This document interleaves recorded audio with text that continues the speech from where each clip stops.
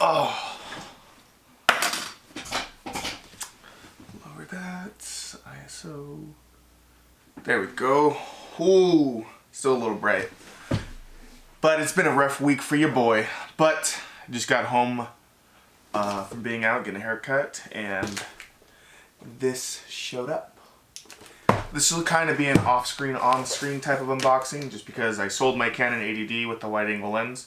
So now I'm only shooting with this 51.8. So, I bought this used off eBay for my nephew. He always likes to play with my Saberforged sabers. And as you know, with Saberforged sabers, they're machined out of pure metal, obviously, like most companies, and they're a little sharp at points. So, you never want to be that person where the kid gets hurt on your watch or playing with something of yours, essentially. So, I went ahead and bought him this used off of eBay. I thought I'd make an unboxing video for you guys. So, opening up the top. Am I showing the address? Oh, no. I am showing the address side, though, but it's not like any of you guys care.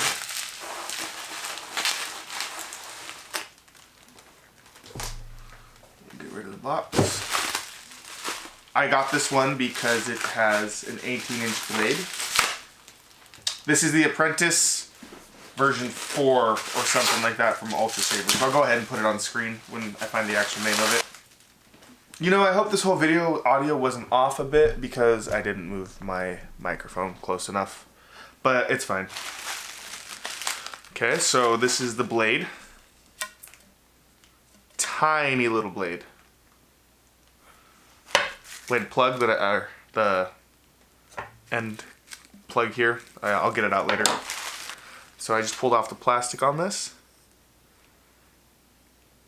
And for being one of these basic sabers, it actually feels a lot better than I thought it was going to. Nice anodized black. And one thing, you'd think it's completely smooth, but it has slightly a little bit of sound. Watch. I'm going to put the saber up to the microphone.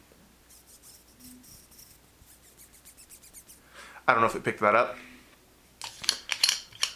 Let's go ahead and open up the bottom.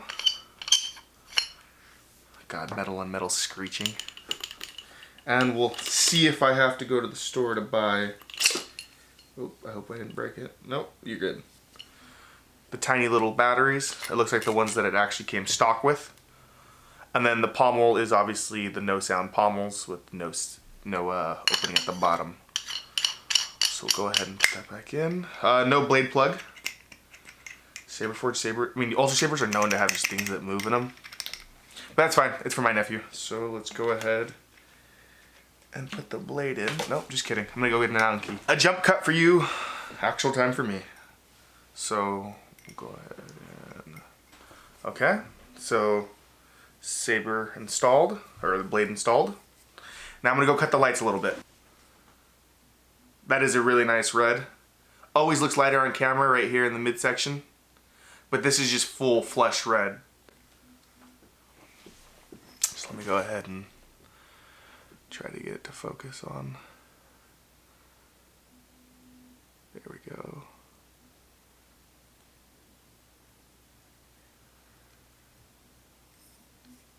Doing the close-up of the saber right now. Let me actually crank up this ISO real quick.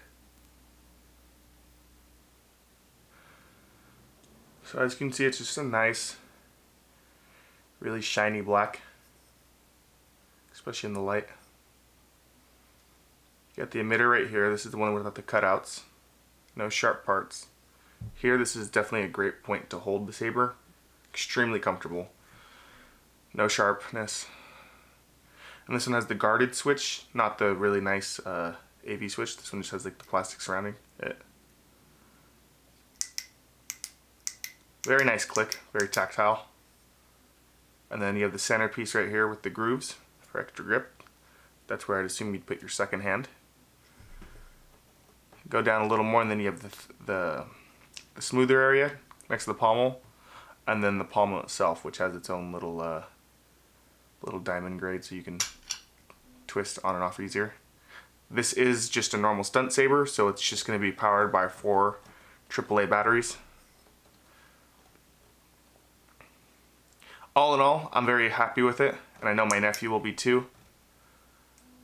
Just because he'll be able to play with it and not have to worry about the damage to like a higher end saber, since these are like base model ones almost. And the only reason why I bought this, because this was if you buy it off the website right now, everybody knows the virus right now is wrecking the saber market and I guess part of the world. Bought it off eBay. I bought it like Tuesday. It's already here Thursday from New York. I live in San Diego. So yeah, I'm really satisfied with the saber. I didn't have to wait months for it to ship. Got it in a couple days. Okay, so here we are with a longer blade in. Definitely washes out a little bit earlier. As you can tell right here, it's a little bit not as illuminated as it would be at the base. So if you were going to buy an Ultrasabers and you kind of want to eliminate like kind of the more dead zone right here, or like the less light, get the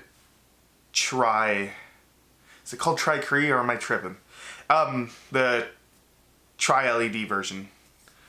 This is my first Ultrasabers with, second Ultrasabers total. First one without, which is the normal LED.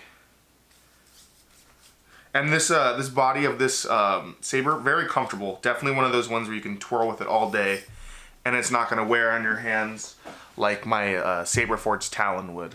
Like I said, saber's mainly for my nephew to play with when he's supervised.